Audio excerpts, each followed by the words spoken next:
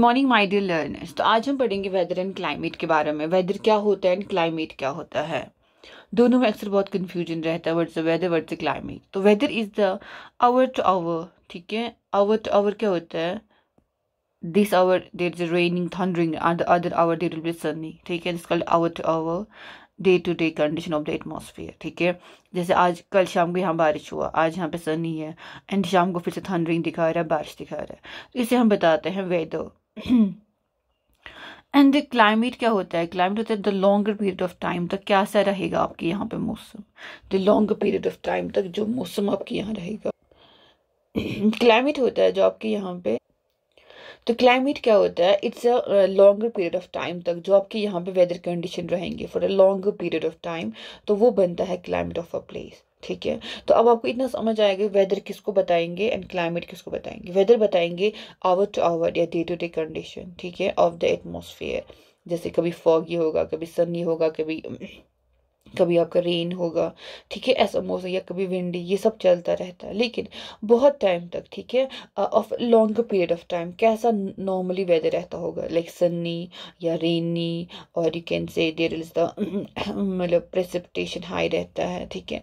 तो ये जो लॉन्गर पीरियड ऑफ टाइम के लिए जो वेदर कंडीशन रहती है ना एक प्लेस की, उसे हम बताते हैं क्लाइमेट। अब यहाँ पे एक पॉइंट आप देखिए, you will be surprised to know that the earth receives only 1/, or part of the sun's energy, 1/1 in, देखिए जो सन की पूरी एनर्जी है ना, सन की पूरी एनर्जी है, उनका उसका कौन सा पार्ट हम ले रहे हैं? सन का एनर्जी इतना, माने उसका 1 पार्ट, ठीक है। इतना ज्यादा सन का एनर्जी है, सन का एनर्जी इतना ज्यादा, उसका हम एक पार्ट ले रहे हैं हम ऑन द अर्थ। देखिए 1 ton, 10 hundreds, 1000, 10,000, lakh, 10 lakh, crore, 10 crore, and then 100 crore, 200 crore, 1/200 crore. मतलब उसको क्या हमने किया है उससे ये वाला पार्ट, ठीक है। यानी कि अगर सन की, आप ऐसे समझ, सन की एनर्जी 100 है, ठीक है, इसको कितने हिस्से किए हैं? इतने हिस्से, 200 करोड़ हिस्से, एंड उसका उस एक हिस्सा ऑन द अर्थ पे आ जाता है, ठीक है। इसको इतने सारे हिस्से करके जो वहां पे वो हिस्सा बनेगा ना, 200 करोड़ हिस्सा, वो हिस्सा आपको अर्थ पे आता है सन की एनर्जी। अब आप खुद सोचिए कि सन कितना हॉट है and how much energy it's producing every day, and उसका कितना एनर्जी हमें मिलता है, हमें अर्थ पे पहुंचता है, फिर भी हमें कितना हॉट एंड ये फील होता है। अब टेम्परेचर क्या होता है? अभी हमने देखा वेदर, क्लाइमेट, अब temperature. The temperature you feel every day is the temperature of the atmosphere. जो आपको हर दिन फील होता है ना टेम्परेचर, वो क्या होता है? एक्चुअली एटमॉस्फेयर का टेम्परेचर होता है। तो द डिग्री ऑफ हॉटनेस, कितना हॉट है आपका एयर, कितना कोल्ड है आपका एयर, उसको बताते हैं टेम्परेचर। यानी कि जो आपका एयर है ना, जो आपका एटमॉस्फेयर है, वो कितना हॉट है, वो कितना कोल्ड है, उसे हम बताते हैं टेम्परेचर। तो टेम्परेचर है ना, atmosphere change not only between day and night, न कि सिर्फ डे एंड नाइट में चेंज होता है, but also from season to season. आपको खुद ही पता होता है, समर्स में ज़्यादा गर्मी होती है, विंटर्स में गर्मी नहीं होती है। तो summers and winters, summers are hotter than the winters. तो जो टेम्परेचर है ना, एक तो वो डे और नाइट का डिफरेंट होता है, लेकिन सीजन टू सीजन भी टेम्परेचर वैरी करते हैं, डिफरेंट होते हैं temperatures. Important factor that influence the distribution of temperature is insolation. जो इंपॉर्टेंट फैक्टर है ना, जो किसको इम्पैक्ट करता है, द टेम्परेचर को, ठीक है, उसे हम बताते हैं इंसुलेशन। इंसुलेशन क्या होता है? It's incoming solar radiation, incoming solar energy है ना जो अर्थ तक पहुंचती है, उसे हम बताते हैं इंसुलेशन। यानी कि इंसुलेशन बताते हैं जो सन से heat and light on the earth आती है, ठीक है, जो सन से हीट एंड लाइट अर्थ पे पड़ती है, उसे हम बताते हैं insulation. And the amount of insulation decreases from the equator to the pole. जो इंसुलेशन है ना वो डिक्रीज होती है, कैसे? From the equator to the poles. ये मैंने आपको ऑलरेडी पढ़ाया है, जब हमने लैटिट्यूड एंड द लॉन्गिट्यूड्स पढ़े, तो मैंने आपको उसमें पढ़ाया जो ये इक्वेटर होता है ना, वहाँ पे सन की एनर्जी मैक्सिमम, ठीक है, और सन का मैक्सिमम इंसुलेशन होता है, लेकिन पोल्स पे कम होता है, क्योंकि यहाँ पे स्लैंटिंग रेज पड़ती है, यहाँ पे डायरेक्ट रेज पड़ती है।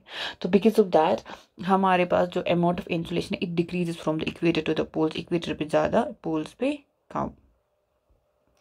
देयरफॉर द टेम्परेचर डिक्रीज, इसीलिए टेम्परेचर भी डिक्रीज होता है इन द सेम मैनर, ठीक है। जिस तरह सन का एनर्जी कम होता है from the equator to the poles, वैसे टेम्परेचर भी डिक्रीज हो जाता है from the equator to the poles. इसी से आपको समझ आएगा कि पोल्स पोल्स क्यों हमेशा कवर्ड विद द स्नो है, क्योंकि वहाँ पर टेम्परेचर कम है, वहाँ पे सन का हीट उतना, सन का जो लाइट एंड हीट वो पहुँचता उतना नहीं है। That's why our poles are covered with the snow.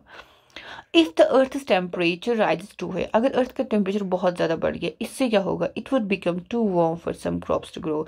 तो कुछ क्रॉप्स है हमारे यहाँ, ठीक है, कुछ हम जो बहुत सारे क्रॉप्स उगाते हैं उसमें कुछ क्रॉप्स है ना, उनको बहुत it will be very tough for them to grow, क्योंकि उतना टेम्परेचर वो बर्दाश्त नहीं कर पाएंगे। टेम्परेचर इन सिटीज, जो सिटीज का टेम्परेचर होता है ना हमेशा हाई होता है देन गाँव से। क्यों होता है, क्योंकि जो सिटीज़ है ना वहाँ पे कंक्रीट बिल्डिंग्स बनी होती है, मेटल्स जो and concrete and the metals, ठीक है, जो वहाँ पे बहुत आयरन यूज़ होता है, मेटल्स बाकी यूज़ होते हैं in the buildings, and the asphalt, roads पे जो है ना एसफॉल्ट का यूज़ हुआ होता है, जो कि दिन में बहुत ज़्यादा गर्म होता है, heated up during the day, दिन में बहुत गर्म होता है, एंड रात में जो सारा हीट है ना ये लोग क्या करते हैं, रिलीज़ करते हैं। कौन रिलीज़ करता है, the buildings and the roads. उसकी वजह से जो सिटीज़ है ना वो बन जाती हैं अर्बन हीट आइलैंड। ये एक अर्बन हीट आइलैंड एक कंसेप्ट है जो आपको future UPSC and other exams के लिए हेल्प कर, मतलब पढ़ना आपको। तो इसकी वजह से जो ये बिल्डिंग्स है ना कंक्रीटाइजेशन हो जाता है ना, फुटपाथ्स की, रोड्स की, बिल्डिंग्स की, तो उसकी वजह से वो जो सिटी है ना वो एक अर्बन हीट आइलैंड बन जाती है। As the crowded high-rise buildings of the cities trap the warm air and thus raise the temperature of the cities, क्योंकि क्यों ये टेम्परेचर बढ़ता है, बिकॉज जब ये रात को रिलीज करते हैं ना ये सारा हीट, एंड हमारे वो सिटीज़ में क्या होगा, कार्बन डाइऑक्साइड भी हाई होगा, एंड कार्बन डाइऑक्साइड क्या करेगा, ट्रैप करेगा, उसको बाहर नहीं जाने देगा, तो आपका जो टेम्परेचर है इन द सिटी वो बढ़ जाएगा। क्यों, कार्बन डाइऑक्साइड का, उसको क्या गैस बताते हैं हम लोग, ग्रीन हाउस गैस। जो ग्रीन हाउस गैस होते हैं वो ट्रैप करते हैं इस हीट को, वो उसको बाहर नहीं जाने देते हैं, ठीक है। तो ये हमने पहले ही पढ़ा। अब देखिए यहाँ पे the standard unit of measuring temperature is degree Celsius. जो टेम्परेचर हम मेजर करते हैं ना, किस में मेजर करते हैं, सेल्सियस में। जो टेम्परेचर है हम लोग सेल्सियस में मेजर करते हैं। And it was invented by the Anders Celsius. किसने इसको इन्वेंट किया था, एंडर सेल्सियस ने ये एक स्केल बनाई थी, उसका नाम था Celsius. On the Celsius scale जो वाटर है ना वो फ्रीज होता है एट द 0 डिग्री सेल्सियस, ठीक है। जो पानी है ना वो क्या बन जाता है, आइस बन जाता है at the 0 degree Celsius, and वो बॉइल्स, ठीक है, जो पानी है ना वो उबलता है एट द 100 डिग्री सेल्सियस। यहाँ पे आप एक और चीज़ देख लीजिए, जो थर्मोमीटर है ना वो आपको टेम्परेचर मेजर करते हैं, जैसे किसी को फीवर वगैरह आता हो हम उसका टेम्परेचर मेजर करते हैं, तो इसका थर्मोमीटर। बैरोमीटर जो है ना वो क्या चेक करता है, एटमॉस्फेरिक प्रेशर। जो रेन गॉज है, ठीक है, वो आपका करता है अमाउंट ऑफ रेनफॉल, कितना रेनफॉल, अमाउंट ऑफ रेनफॉल अभी हुआ है, कितना प्रेसिपिटेशन हुआ है in the rainfall in the form of rain, तो वो किससे हम मेजर करते हैं, रेन गॉज से, कितनी बारिश हुई है। विंड वेन जो होती है ना ये हमें दिखाती है डायरेक्शन ऑफ द विंड, क्या दिखाती है, डायरेक्शन ऑफ द विंड, इसे हम विंड वेन बोलते हैं, ये आपको याद रखना है। Okay, now comes the air pressure. Air pressure अभी तक हमने क्या पढ़ा, एक तो पढ़ा weather, climate and the temperature. अब हम पढ़ेंगे एयर प्रेशर। एयर प्रेशर क्या होता है, कहते हैं कि जो हमारा एटमॉस्फेयर है ना वो हम पे क्या करता है, वो हम पे एक प्रेशर क्रिएट करता है, किस पे, सारी डायरेक्शंस पे, मतलब हमारे चारों ओर, एंड जो हमारी बॉडी है ना उसको एक काउंटर प्रेशर देती है। जैसे कि हमने पढ़ा कि जो अर्थ है it's covered by a blanket of the atmosphere, ठीक है, ब्लैंकेट के से ही कवर है, जो को वो ब्लैंकेट कौन सी है, वो है एटमॉस्फेयर, एयर की ब्लैंकेट से ही कवर्ड है।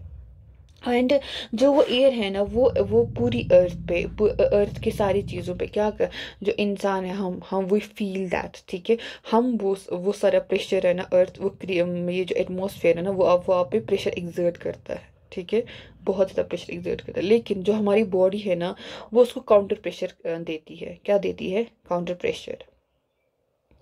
तो एयर प्रेशर होता क्या, it's defined as the pressure exerted by the weight of air. जो हमारे ऊपर ये हवा है ना, हवा की जो ये ब्लैंकेट है ना, तो वो प्रेशर हम पे क्रिएट करती है ऑन द अर्थ सरफेस। ये जो एयर है ना ये पूरी अर्थ पे एक प्रेशर डालता है, ठीक है। क्यों, क्योंकि हमने जो ये ब्लैंकेट, जो अर्थ ने ग्रेविटी से पकड़ी हुई है एक ब्लैंकेट, उस ब्लैंकेट का नाम है एटमॉस्फेयर, और वो एटमॉस्फेयर इस पे एक प्रेशर क्रिएट करता है पूरी अर्थ पे।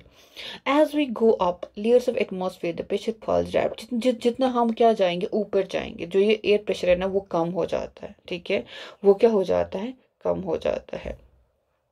जितना हम ऊपर जाएंगे in the air like troposphere stratosphere, उतना ऊपर जाएंगे उतना एयर प्रेशर कम हो जाएगा। एयर प्रेशर है ना सबसे ज्यादा हाईएस्ट कहाँ होता है? एट द सी लेवल, ठीक है। हाईएस्ट कहाँ होता है एयर प्रेशर? सी लेवल पे। And it decrease with the height, and with the height it decrease होता है, ठीक है। विद द हाइट जो एयर प्रेशर है ना वो क्या होता है आपका? डिक्रीज होता है। Horizontally, the distribution of air pressure is influenced by the temperature of air at a given place, ठीक है। तो जो हॉरिजॉन्टल होता है ऐसे, इसको कहते हैं horizontal, this is horizontal, horizontally ऐसे ऐसे होता है हॉरिजॉन्टली कंटिन्यूअस। एंड इसका वर्टिकली ये होता है, वर्टिकली ये होता है हॉरिजॉन्टली ऐसे।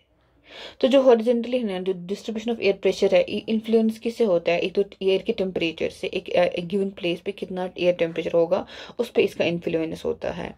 उन एरियाज में जहाँ पे टेम्परेचर हाई होता है तो वहाँ पे जो एयर है ना वो हीट अप हो जाता है और वो क्या ऊपर चला जाता है। जैसे कोई भी चीज़ है ना जो ही वो हीट अप हो जाती है वो हल्की हो जाती है, वो ऊपर चली जाती है। उसकी वजह से जो ही वो एयर वहां से डिस्प्लेस होता है वो मतलब कहीं और ऊपर चला जाता है, तो उसकी वजह से क्या क्रिएट होता है? लो प्रेशर एरिया क्रिएट होता है। और जो लो प्रेशर है ना वो उसकी वजह से क्या होता है? क्लाउडी स्काइज बन जाती है and wet weather wet weather होता है, यानी कि उसकी वजह से रेनफॉल हो जाता है।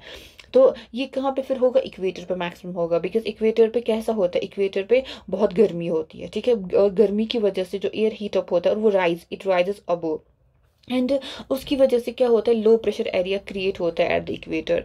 एंड लो प्रेशर है ना उसकी वजह से फिर आपको cloudy skies and the wet weather मिलता है। क्यों मिलता है cloudy skies and the wet weather? Because जो ही ये एयर ऊपर चला जाता है ना तो इसका जो कैपेसिटी होता है ना ऑफ कैरिंग द मॉइस्चर वो बढ़ता है। लेकिन एक पॉइंट ऐसा हो आता है कि जब इसका मॉइस्चर कैपेसिटी एक्सट्रीम अभी नहीं ले और कैरी करता है मॉइस्चर या वाटर, फिर उसके बाद क्लाउड्स बन जाते हैं by when these all drop मतलब air molecules combine with each other, तो बनते हैं क्लाउड्स, तो आपके फिर बारिश हो जाती है। अब वो एरिया थी, ये कहाँ की बात हो रही? इक्वेटर की, जहाँ पे बहुत हाई टेम्परेचर होता है। अब आप मानिए पोल्स की बात, जहाँ पे लोअर टेम्परेचर होगा तो एयर कोल्ड होगा, ठीक है। लोअर टेम्परेचर तो एयर कोल्ड होगा, इट्स देयरफॉर हैवी, तो वहाँ पे जो एयर है ना वो क्या होगा? हैवी होगा। जो हैवी एयर है ना वो सिंक करता है, ठीक है। जो आप ऐसे से याद रख लीजिए, जो बारीक चीज़ है ना वो क्या करती है? सिंक करती है, मतलब वो नीचे आ जाती है, ऊपर नहीं जाती है। And creates a high pressure area, तो उसकी वजह से क्या क्रिएट होता है? High pressure area. And high pressure is associated with clear and sunny skies, तो इसलिए जो वहाँ पे क्या होता है? क्लियर और सनी स्काइज होती है। Air always move from the high pressure area to the low pressure area, जो एयर है ना वो कहाँ पे जाता है? वो हमेशा हाई प्रेशर से लो प्रेशर में जाता है, यानी कि वो आपको कोल्ड एरिया से हॉट एरिया में जाएगा। कोल्ड एयर का जो प्रेशर है, कोल्ड एयर का जो कोल्ड एयर एरिया जहाँ जो यानी कि जो लोअर टेम्परेचर एरियाज हैं, जो वहाँ का एयर है ना वो हमेशा कहाँ जाएगा? वो आपके हॉट एरियाज में जाएगा जहाँ पे हॉट टेम्परेचर होगा, ठीक है। यानी कोल्ड एरिया का एयर आपको हमेशा हॉट वाले जोन में चला जाएगा। इतना समझ आया कि जो हाई टेम्परेचर होता है, जो हाई टेम्परेचर होता है ना तो वहाँ पे क्या आपका होगा? लो प्रेशर होगा, ठीक है। क्यों? एयर वहाँ पे इजीली वार्म अप होता है and it rises because of that warmth.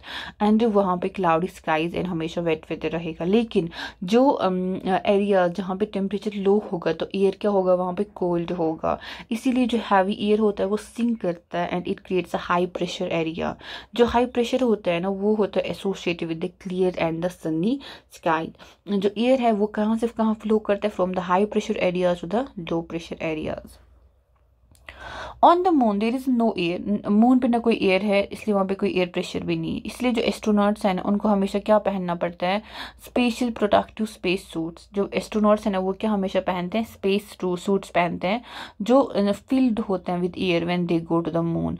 अगर वो ऐसा नहीं करेंगे, जो काउंटर प्रेशर एग्जर्ट करेगा उनका बॉडी, ठीक है, तो उनका जो ब्लड वेसल्स है वो बर्स्ट हो जाएंगे and the astronauts will bleed. Like जैसे कोई जाता है ना अपर एरियाज में, फॉर एग्जांपल हम जाते हैं कोई लद्दाख या कोई ऊपर उससे भी ऊपर एरियाज में जाते हैं तो अक्सर वहाँ पे लोगों को ब्लीडिंग होती है, बिकॉज जो एयर प्रेशर है ना वो कम होता है। जो ही हम ऊपर ऊपर जाते हैं तो हमारी जो blood vessels they burst in these areas, तो हम लोगों को अक्सर नोज ब्लीडिंग हो जाती है जब हम हायर एरियाज पे चले जाते हैं।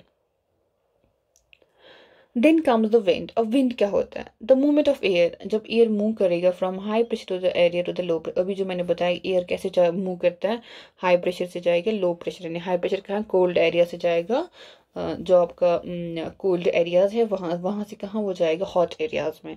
तो वहाँ उसी को कहते हैं high pressure area to low pressure areas, उसे हम बताते हैं विंड। तो विंड है ना, जैसे आपने यूं ही फील भी किया होगा, it it blows the dry leaves down the pavement और uproots tree during a storm. ठीक है, विंड का ये काम है। Sometimes when the wind blows gently, कभी कभी जो विंड है ना बहुत धीमी धीमी चलती, जेंटली चलती है ना, तो you see it blowing away smoke और द फाइन डस्ट। आपको दिखता है कभी बहुत ज़्यादा डस्ट उठाता है विंड, कभी वो जो स्मोक है वो अपने साथ ले जाता है। At times wind can be so strong that it's difficult to walk against it. कभी कभी जो विंड है ना वो इतनी ज़्यादा स्ट्रॉन्ग होती है कि हम हवा पे चल ही नहीं पाते हैं, हम अपना जो अम्ब्रेला है ना वो ईजीली हम होल्ड नहीं कर पाते हैं जब एक विंडी डे होता है, जिस दिन बहुत ज़्यादा हवा होती है। कुछ और एग्जाम्पल्स अब बताइए जहाँ पे स्ट्रॉन्ग विंड्स है ना वो क्रिएट करती है प्रॉब्लम्स फॉर यू। ठीक है, तो विंड्स है ना 3 टाइप्स की होती है। विंड्स कितने टाइप्स की होती है? 3 टाइप्स। एक होती है परमानेंट विंड्स, एक होती है सीजनल विंड्स, एक होती है लोकल विंड्स। कितने विंड्स होती है? 3 टाइप्स की, permanent winds, seasonal winds and the local winds. Permanent winds क्या होती है? जिसमें मोस्टली आते हैं आपकी ट्रेड विंड्स। कौन सी विंड्स आती है? Trade winds and the westerlies and the easterlies, इनको हम बताते हैं परमानेंट विंड्स। ये पूरे साल आपको फ्लो करती है। ठीक है, पूरा साल दे ब्लो। ठीक है, पूरे साल ये विंड चलती है। परमानेंट विंड्स है जो पूरे साल विंड्स एग्जिस्ट करती है, पूरे साल ये विंड्स चलती है। कौन कौन सी है ये? ट्रेड विंड्स है, वेस्टर्लीज है, ईस्टर्लीज है। आपके लिए इंपॉर्टेंट है for your future examinations. Seasonal winds, इसमें वो विंड्स आते हैं ना जो अपना डायरेक्शन चेंज करते हैं इन डिफरेंट सीजन। जैसे इंडिया में मानसून आता है, south west monsoon, south west monsoon and the south east monsoon जो आता है। तो इंडिया का जो मानसून है ना वो अक्सर वो क्या करता है, अपना डायरेक्शन चेंज करता है, जिसको हम बोलते हैं एडवांसिंग मानसून, रिट्रीटिंग मानसून भी बताते हैं। देन कम्स लोकल विंड्स, ये वो विंड्स होते हैं ना जो कहीं जगह पे particular day period of the day में चलती है या ईयर में चलती है, कई स्मॉल एरियाज में, उसमें जैसे लैंड एंड सी ब्रीज आता है। तो अब आप बताइए कि do you recall the hot and the dry local wind of the northern plains of India, उससे हम कहते हैं लू। लू आपने सुना होगा, वो आपकी लोकल विंड होती है जो कहाँ पे होती है? Northern plains of the India. देखिए इस पिक्चर को अच्छे से, ये आपका जो पिक्चर है ना ये आपको क्या दिखाती है? विंड्स दिखाती है। जैसे हमने लैटिट्यूड पढ़ा, लॉन्गिट्यूड पढ़ा, हमने इक्वेटर जो ये आपका इक्वेटर वाला जोन है, फिर हमने पढ़ा ट्रॉपिक ऑफ कैंसर, ये वाला है ट्रॉपिक ऑफ कैंसर, फिर हमने ट्रॉपिक ऑफ कैप्रिकॉर्न पढ़ा। ठीक है, फिर उसके बाद पढ़ा आर्टिक सर्कल, फिर पढ़ा पोलर। ठीक है, ये वाला। तो इक्वेटर पे क्या है? हाई प्रेशर है। ठीक है, तो यहाँ पे क्या होगा?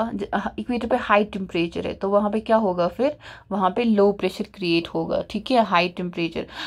तो जो जब यहाँ पे हाई टेम्परेचर है ना तो उसकी वजह से क्या होगा? आपका जो विंड्स होगी ना तो वो क्या होगा? ऊपर जाएगा, जो आपका एयर है ना इट विल राइज। तो जो इक्वेटोरियल लो प्रेशर इसको डोलड्रम्स भी बताते हैं। ठीक है, तो यहाँ पे 2 टाइप्स की विंड्स आती है। कहाँ से? एक तो इसको बोलते हैं नॉर्थ ईस्ट ट्रेड विंड, इसको बोलते हैं साउथ ईस्ट ट्रेड विंड। तो 2 विंड्स इक्वेटर पे, मतलब you can say 2 types of winds come to the equator. कौन वाली सी? South east trade winds and the north east trade winds.